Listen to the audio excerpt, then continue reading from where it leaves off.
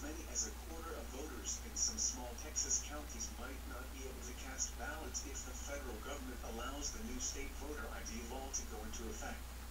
The bill requires voters to show a valid government-issued photo ID, such as a Texas driver's license, Department of Public Safety identification card, state concealed handgun license, U.S. military ID, or U.S. passport, to vote in elections. Charlie Savage of the New York Times filed a Freedom of Information Act request to find out the federal government's interpretation of its own law, and had it refused. According to the federal government, its own interpretation of the law is classified. Savage and the New York Times have now sued the federal government for not revealing its interpretation of the Patriot Act, pointing out that if parts of the interpretation contain classified material, the Justice Department should black that out and reveal the rest, but simply refusing to reveal the interpretation entirely is a violation of the Freedom of Information Act. You can bet that the feds will do everything they can to get out of this lawsuit, just as they did with the various lawsuits concerning warrantless wiretapping. Mexican Marines say they seized more than 4 tons of marijuana, arrested 36 cartel members and killed 11 others during 5 days of raids through the violent border state of Tamaulipas. Those arrested include the alleged head of the Gulf cartel in the town of Miguel Alemán, who was captured after a gunfight in which 10 cartel members died. The marijuana was said to have been found in 2 locations. ConocoPhillips has shut down an underground diesel fuel and unleaded gas pipeline that crosses northern Idaho because of an apparent pressure drop. Workers today hadn't yet determined the reason for the pressure drop in the Yellowstone pipeline, said company spokesman Jeff Glender. Glender said a special instrument sent through a 5-mile section of the 10-inch diameter pipe on Saturday between the Idaho towns of Annapolis and Cataldo found no leaks. As a precaution, floating booms have been placed across the Coeur d'Alene River in 2 places and absorbing material along the bank in a 3rd location. Anonymous call for a massive attack on the New York Stock Exchange's website was met Monday, but very briefly. The website was slow and then unavailable from about 3:35 p.m. to around 3:37 p.m., after which it returned to normal. In a message that went out in early October through a video on YouTube, the group called for a distributed denial of service or a DDoS attack, which directs a flood of traffic to a website and temporarily crashes it by overwhelming its servers. This is odd, and a bit macabre. And, perhaps, there is more to the story than reported here. The Atlanta Journal, which states a Centers for Disease Control and Prevention official was arrested Sunday and charged with 2 counts of child molestation and bestiality. Kimberly Quinlan Lindsay, the accused, serves as the deputy director for the Laboratory Science Policy and Practice Program Office at the CDC, according to her biography on the agency's website. The Emory University graduate, who's been with the CDC since 1999, was formerly a senior health scientist responsible for overseeing a $1.5 billion fiscal allocation process for terrorism preparedness. Interesting. A strong storm system that spawned a small tornado early Sunday near Lackland Air Force Base knocked out power for thousands of residents and dumped more than 2 inches of rain on San Antonio.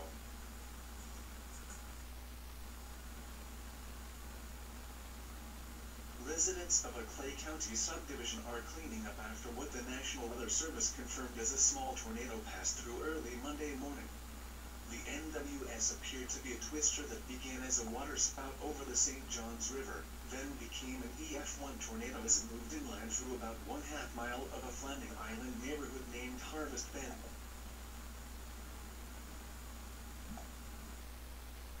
Meanwhile, also in Florida, medium concentrations of the red tide organism Karenia brevis have been detected off Ocilla Island in Charlotte County. Karenia is a single-cell alga that produces a powerful toxin. At normal concentrations, fewer than 1,000 cells per liter of water, it is not a problem. When Karenia undergoes a population explosion, or bloom, the increased toxin can kill fish and other marine animals and cause respiratory irritation in humans.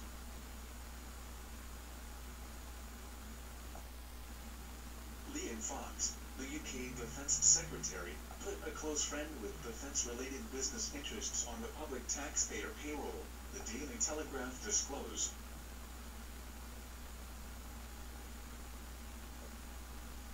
Ex-Razor-based Mikey Welsh, who was found dead in a Chicago hotel room Saturday afternoon, apparently predicted his own death over Twitter 2 weeks beforehand.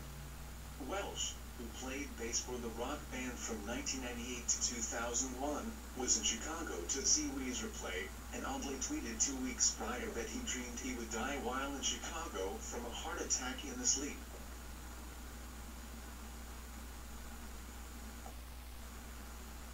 A massive oil spill from the stricken cargo ship off the coast of Tauranga has become New Zealand's worst ever maritime environmental disaster, the government says. Environment Minister Nick Smith this afternoon said oil had been pouring out of the Rena at fivefold the rate it had in the days after the ship grounded on Astrolabe Reef.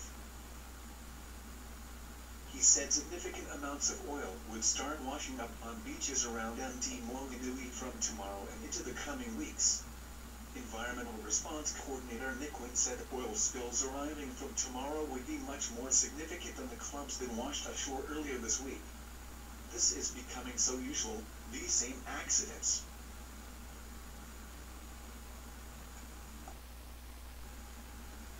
Update on the 12th of October. Masks could be issued to Tauranga residents near toxic oil leak.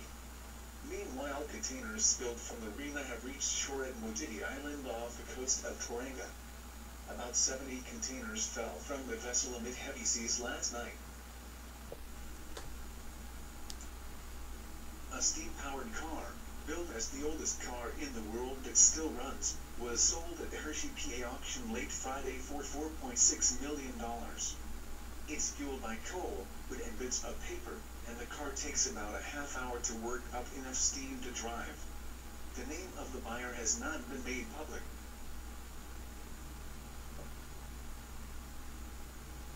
Taken with a beer can that has been converted into a pinhole camera, this image compresses 3 months into 1 instant. The glowing paths show how, from our point of view, our closest stars travels across the sky change with the seasons. Variations in cloud cover cause the gaps in the silvery trails that form each day.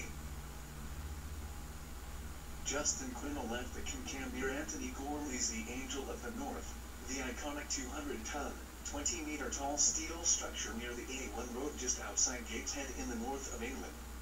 After 3 months, Quinnell removed the photographic paper the can contained, which now held a negative latent image of the apparent movements of the sun, which are caused by the Earth spinning on its axis. The image forms with time, like a suntan, he explains. Here we go with some more creepy little robots. The Biomimetic Millisystems Lab at University of California, Berkeley, highlights Clash, its newest member of its robotic creatures, and this one moves vertically up cloth. 10 centimeters long. The 15-gram Clash moves up cloth fast in an insect-like scurrying motion. The motor in Clash powers the legs and drives its swift gait frequency.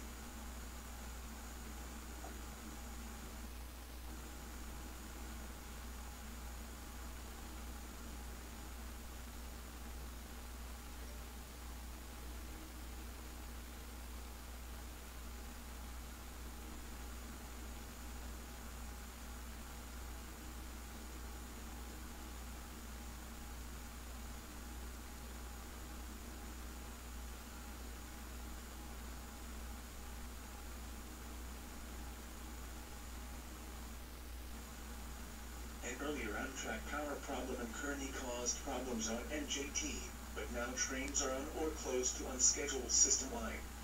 The power issues were repaired. Midtown Direct has also been restored after being diverted to Hoboken. The cause of the power problems remains under investigation, officials said.